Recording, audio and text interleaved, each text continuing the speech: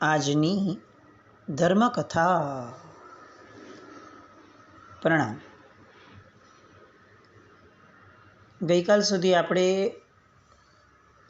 એક કલ્પના ચિત્ર ઊભું કર્યું, એક અનામી કલ્પના ચિત્ર.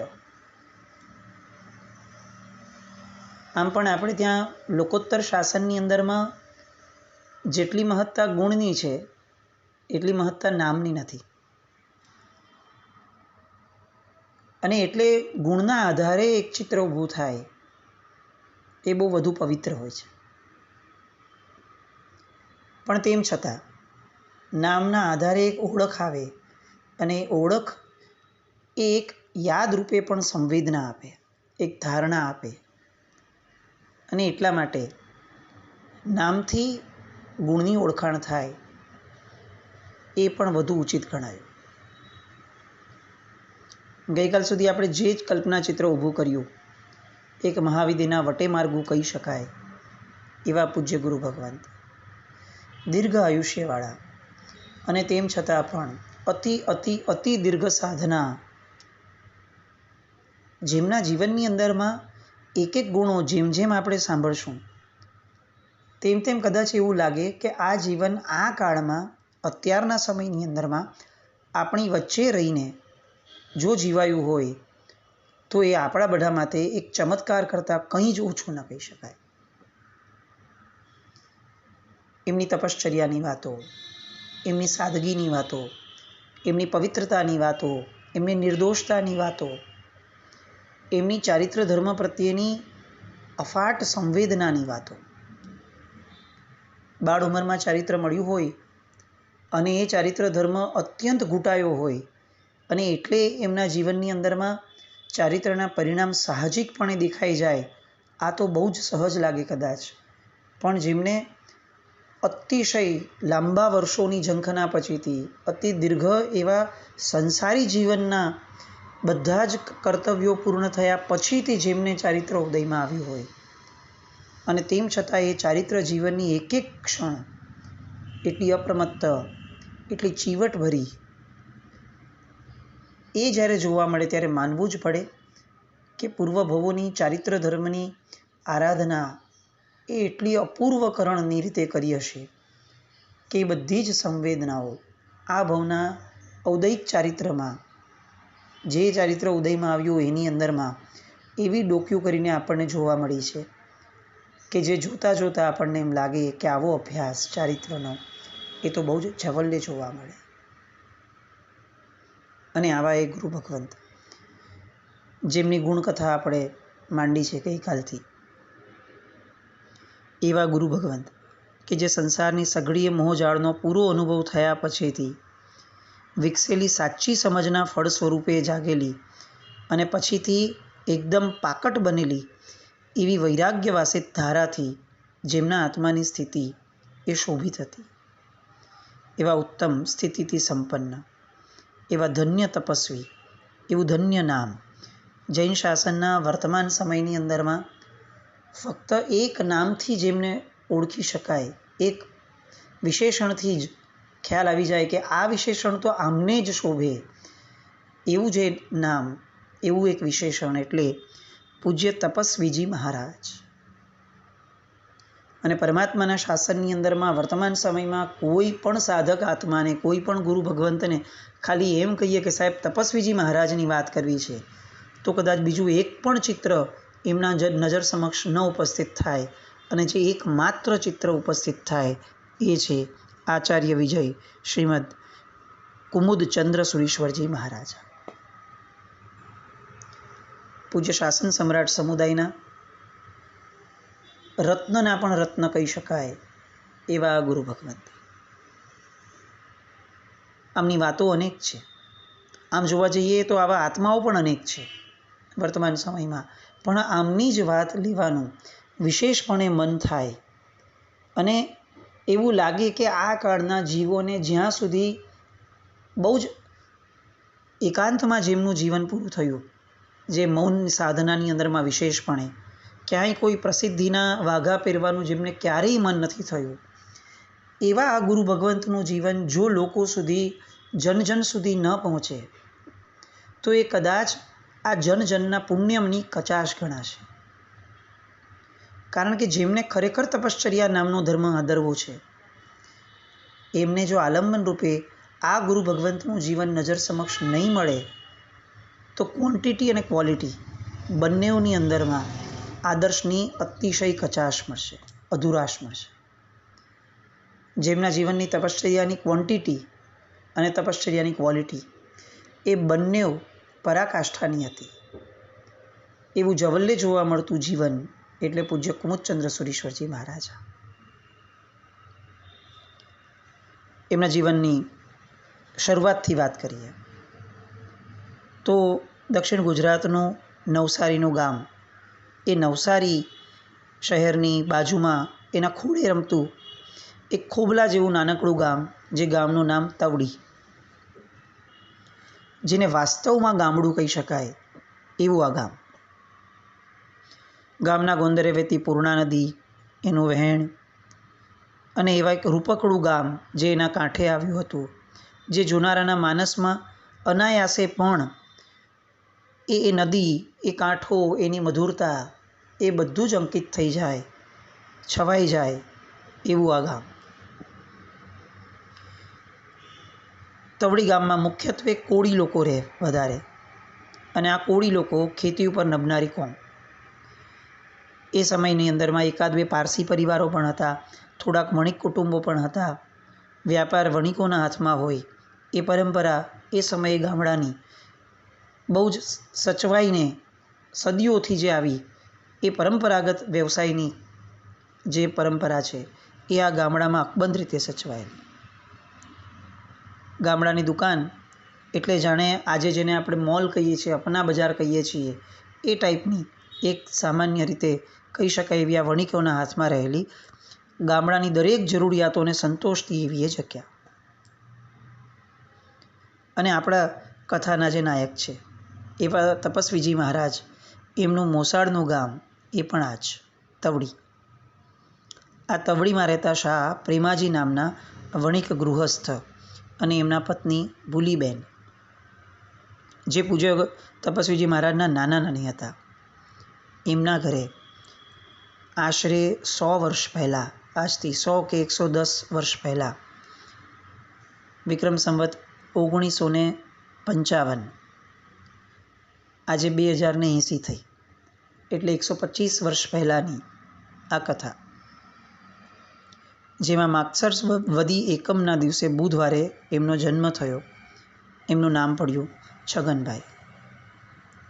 એમની માતાનું નામ મંછાબેન અને એમના પિતાનું નામ ફકીરચંદભાઈ ઓખાજી. મૂળ આ ફકીરચંદભાઈનું ગામ હતું સરભોણ. આ સરભોણ એ ગામની અંદરમાં એમનું પ્રારંભિક બચપન વીત્યું. તવડી અને સરભોણ આ બંને ગામોને જાણે સંતા કુકડી રમતા હોય એ રીતે આ બંને ગામોએ પૂજ્યશ્રીના ઉછેરની અંદરમાં બહુ મોટો ભાગ ભજવ્યો. એમને પિતાને છગનભાઈ સિવાય 4 સંતાન, 2 પુત્ર અને 2 પુત્રી. પુત્રના નામ નાનચંદભાઈ અને હીરાલાલભાઈ, અને પુત્રીઓના નામ દેવીબેન અને જમનાબેન. અને આ બધાની અંદરમાં સૌથી નાના એ આ છગનભાઈ. આમ મધ્યમ વર્ગનું ગૃહસ્થ કુટુંબ, જેને દુઃખી ન કહી શકાય અને અત્યંત સુખી પણ ન કહી શકાય એવું એ કુટુંબ. સ્વમાનભેર પોતાનું ગુજરાન ચલાવતું એ કુટુંબ. મોટો દીકરો નાનચંદ એ પણ ઠીક ઠીક સમજુ અને તૈયાર થયેલો. પિતાએ બહુ જ નાની ઉંમરથી વ્યાપાર વ્યવહાર બધામાં જ સાથે રાખી અને એને સમજણો બનાવ્યો. એ સમયનો રિવાજ એટલે લગ્ન પણ બહુ નાની ઉંમરે થઈ જાય. એટલે નાનચંદભાઈના લગ્ન થઈ ગયા બહુ જ નાની ઉંમરમાં, અને એમના પત્નીનું નામ ધનીબેન. પોતાનું એક કુટુંબ, પોતાની એક પરંપરા, અને એ લગ્ન પરંપરા અંતર્ગત એમનું વહન થતું, નાની ઉંમરથી વહન થયેલું એ જીવન બધું જ બરાબર ચાલતું હતું. પણ કાળ પુરુષનું હંટર કોનું નામ? એ ક્યારે ફરે ત્યારે કઈ રીતે ફરે, અને જ્યારે એ ફરે ત્યારે પરિસ્થિતિઓને કઈ રીતે ફેરવી દે, એ બધું જ સામાન્ય માણસની સમજણની બહારનું. એટલે અત્યાર સુધી જે બધું જ સાહજિક રીતે ચાલતું હતું, માતા પિતા ભાઈ બહેન આ બધાથી ભર્યો ભાદર્યો જે સંસાર હતો, એ સંસારની અંદરમાં હવે કાળ પુરુષનું અંતર ચાલુ થયું અને પરિવર્તન બહુ જ મોટા પણ દુઃખદ એ આવવાના શરૂ થયા. ફકીરચંદ ઓખાજીભાઈના એ પરિવારની અંદરમાં હજી છગનભાઈ માંડ બચપણના ઉંમરાને ઓળંગે એ જ પહેલાં કાળ દેવતાએ માતા મનછાબેનને આ વિશ્વમાંથી હરી લીધા. બહુ જ સામાન્ય બીમારી આવી અને મનછાબેન એ મૃત્યુ પામ્યા. હજી એક કળ વડે માતાનું અવસાન એ એવી ઘટના છે કે જે બાળકો માટે છાપરું છત્ર સર્વસ્વ ગુમાવ્યાની મનસ્થિતિ ઊભી કર્યા. ફકીરચંદભાઈ એ માતાની ખોટ પૂરી કરવા માટે હજી થોડાક સક્ષમ થાય અને પિતા અને માતા બંનેનો રોલ પ્લે કરવામાં એ હજી સેટલ થાય એ પૂર્વે કાળ પુરુષનું બીજું અંતર ફર્યું અને માતાના અવસાનના એકાદ વર્ષની અંદરમાં જ પિતાજીને પણ એટલે કે ફકીરચંદભાઈને પણ કાળે પોતાનો કોળિયો બનાવી દીધો. છગનભાઈ હજી તો 7 વર્ષ પણ એમના જીવનના પૂર્ણ નથી કરી શક્યા અને પહેલાં સૃષ્ટિનું સૌથી પુણ્યવંત કાર્ય જેને કહેવાય, પુણ્યની સૌથી મોટી નિશાની જેને કહી શકાય, માત પિતાની હાજરી, માત પિતાની ઓથ, એક બંને માતા અને પિતા બંનેઓને ગુમાવવાનો સમય 7 વર્ષની ઉંમરના સમયગાળાની અંદરમાં એમના માથે આવ્યો.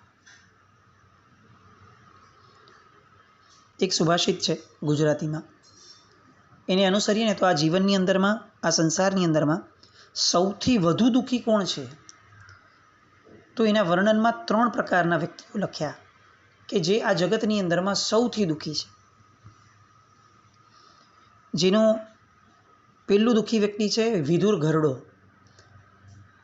ઉંમર થઈ, જિંદગી આખી જેના સહારે જીવ્યા, એવી સ્ત્રી, એવી પત્ની જેની મોટી ઉંમરે ગુજરી ગઈ છે, એ વિધુર ઘરડો વ્યક્તિ, પુરુષ, એ આ જગતનો સૌથી દુઃખી માણસ છે. એકલવાઈ સ્ત્રી છે ને, એ ગમે તેમ કરીને પોતાનું જીવન નિભાવી શકે, કારણ કે સ્ત્રીઓની અંદરમાં એક ગજબનાક શક્તિ આ કુદરતે આપેલી છે કે ગમે તેટલા દુઃખની સામે ગમે તેમ કરીને પણ એ ઊભી રહી શકે ટટ્ટાર થઈને. પુરુષ દેખીતી રીતે ગમે તેટલો જબરદસ્ત હોય, આ જગત માટે ગમે તેટલો પ્રભાવશાળી હોય, પણ એક ઉંમર પછી સ્ત્રી વિનાનું જે અધુરાશવાળું જીવન છે એ એને બહુ જ ભારે પડે. એટલે જગતના 3 સૌથી વધુ દુઃખી માણસોમાંનો એક એટલે વિધુર ઘરડો. બીજું એટલે વિધવા યુવતી, યૌવન વયની અંદરમાં જેનો પતિ ગુજરી ગયો છે, એવી સ્ત્રી એ આ જગતની બીજા નંબરની સૌથી વધુ દુઃખી છે. અને ત્રીજા નંબરની આ જગતની સૌથી દુઃખી વ્યક્તિ છે એ છે નમાયું બાળક.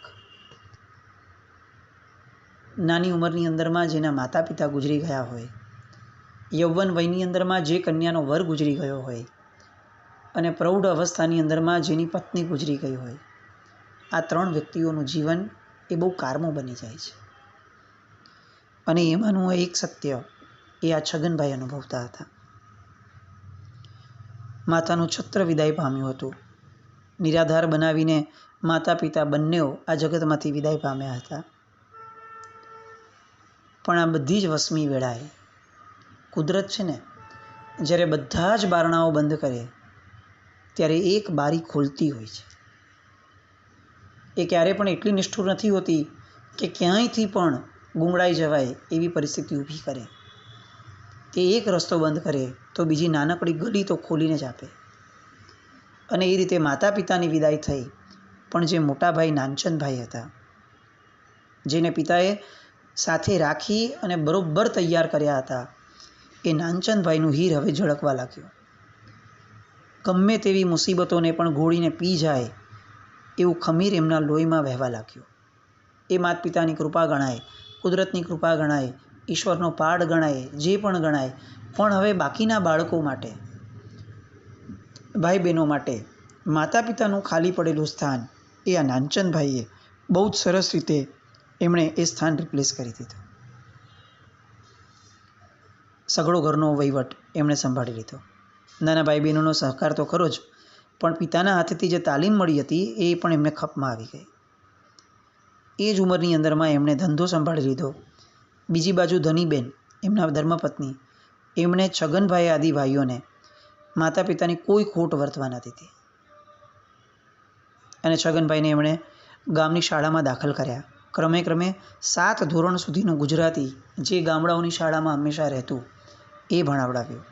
એની પછીથી 3 ધોરણનું અંગ્રેજી પણ ભણાવ્યું. એ સમયની એ અભ્યાસની પદ્ધતિ આ રહેતી. ભણવાની બહુ જ હોશ, ચીવટ પણ બહુ જ સારી, અને એટલે આ છગનભાઈ બહુ સારા ગુણાંકે પાસ થતા. નિશાળની અંદરમાં એવું કહેવાતું કે અક્ષર સૌથી વધારે સારા કોના, એ પ્રશ્નના જવાબમાં 2 નામ પણ ના આવી શકે. એક નામ છગનભાઈનું આવે, પછી બીજું નામ એ છેક 11મે 12મે નંબરે આવે, ત્યાં સુધી ફક્ત છગનભાઈના અક્ષર સારા, એવું નિતાંત કહી શકાય. એટલા સારા અક્ષર, સુવાચ્ય અક્ષર, એટલા મરોડદાર અક્ષર એ આ છગનભાઈની લાક્ષણિકતા ગણાતી. માતા પિતાની હૂંફ નહીં, ભલે મોટા ભાઈ ભાભી એ એમને ક્યાંય ખોટ નથી સાલવા દીધી, પણ તેમ છતાં માતા પિતા વિનાનું બાળક છે ને, એ બહુ જ નાની ઉંમરમાં પાકટ બની જાય. એ બની જાય સહેજે. આ જગત છે ને, એ કેટલીક વસ્તુઓમાં બહુ જ સક્ષમ હોય છે. એ અનુભવો આપી આપી અને જેને માતા પિતા નથી ને, એનું પણ ઘડતર એવી રીતે કરી દે કે કદાચ માતા પિતાની હૂંફમાં આ ઘડતર મોડું થયું હોત, પણ માતા પિતા વિનાનું બાળક છે ને, એને આ જગત કોઈ પણ પ્રકારે, સારી નરસી બધી જ રીતથી એ એનું ઘડતર બહુ જ વહેલી ઉંમરમાં કરી દે. અને એટલે છગનભાઈ નિશાળનું ભણતર પૂરું કર્યું.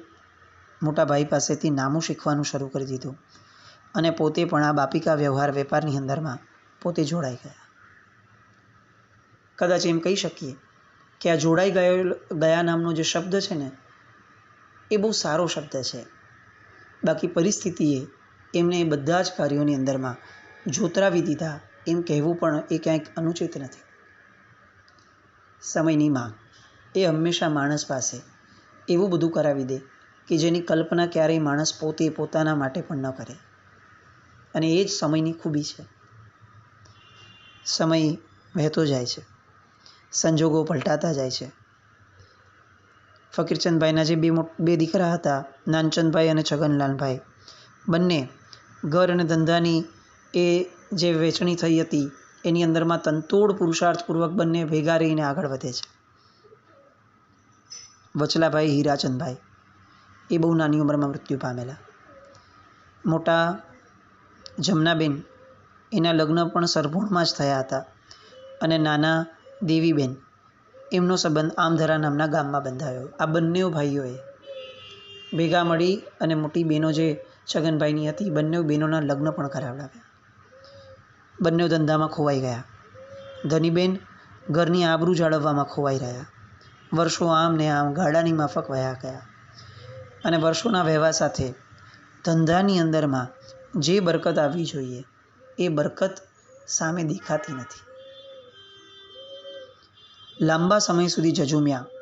સમયની સામે જેટલી શક્તિ લગાડી શકાય એ બધી જ શક્તિઓ પણ લગાડી, અને છતાં બંને ભાઈઓ એ સમજતા હતા કે પુરુષાર્થની હારે જે તત્વ સાથે જોડાવવું જ જોઈએ એ તત્વ કેમેય કરીને આપણી હારે જોડાતું નથી.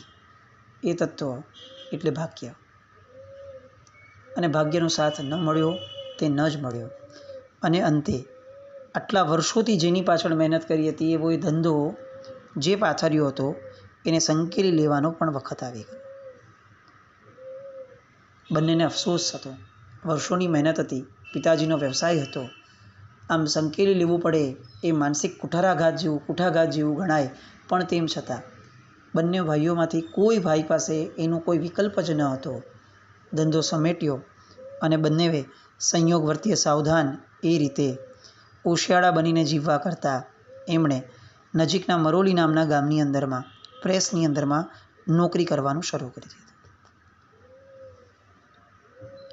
બંને ખંતીલા, ચીવટવાળા, હિસાબ કિતાબમાં બહુ જ પાક્કા અને બધાથી આગળ વધીને બંને ખૂબ પ્રામાણિક, અને એના કારણે નોકરીની અંદરમાં બહુ જ સારી રીતે એ માન મર્તબો પણ મેળવતા રહ્યા અને આમને આમ 12 વર્ષ એ નોકરીમાં ગાળ્યા. એ 12 વર્ષની અંદરમાં આ છગનભાઈ એ મરોલીવાળા શેઠના એટલા બધા ભરોસાપાત્ર બની ગયા કે એક તબક્કે શેઠે એમને કહ્યું કે મારી એક બીજી ઓફિસ એ મુંબઈમાં છે અને ત્યાં મને એક અત્યંત વિશ્વસનીય વ્યક્તિની જરૂર છે. છગન, તારે મારી સાથે મુંબઈ આવવાનું છે. એ સમયગાળો હતો 15-16 વર્ષની આસપાસનો, કે જે 15-16 વર્ષની આસપાસનો સમય લગ્ન માટે બહુ જ ઉક્ત ગણાતો. ત્યારે 15થી 16 વર્ષની આસપાસમાં તો કોઈના પણ લગ્ન થઈ જતા. પણ આ જે સમય વીત્યો હતો વ્યવસાયનો, અને આ વ્યવસાયિક સમયે સૌથી મોટો જો ભોગ કોઈનો લીધો હોય તો એ લીધો છગનભાઈની ઉંમરનો. લગ્ન માટે ક્યાંય કોઈ પણ પ્રકારે યોગ્ય કહી શકાય એવી આર્થિક પરિસ્થિતિ ન મેળવી શકાના કારણે છેક 28 ને 29 વર્ષ થયા અને છગનભાઈના લગ્ન નહોતા થયા. આપણને લાગે કે જેમનું જીવન ભવિષ્યની અંદરમાં આખા જગતને પૂજનીય થવાનું છે, એમનો જે સ્ટ્રગલિંગ પીરિયડ છે એ કેવો હશે એની કલ્પના કરીએ ને તો પણ આપણને એમ થાય કે ખરેખર જેને સહ્યું છે ને એને જ પ્રાપ્ત થાય છે. આગળ મુંબઈમાં આવીને હવે આ જીવન કેવું વળાંક લે છે. 29 વર્ષની ઉંમરે જેમના લગ્ન થયા છે, જેમને સુખો ભોગવવાનો સમય આવ્યો છે, જેમને મુંબઈની મોહમયી નગરીની અંદરમાં પ્રવેશ લીધો છે, હવે એમના જીવનમાં ધર્મ કઈ રીતે આવ્યો, એ બધી વાતો માટે ફરીથી આવતીકાલે મળીએ. જીનાજ્ઞા વિરુદ્ધ કંઈ પણ બોલાયું હોય તો મિચ્છામિ દુક્કડમ. જૈનમ જયતિ શાસન.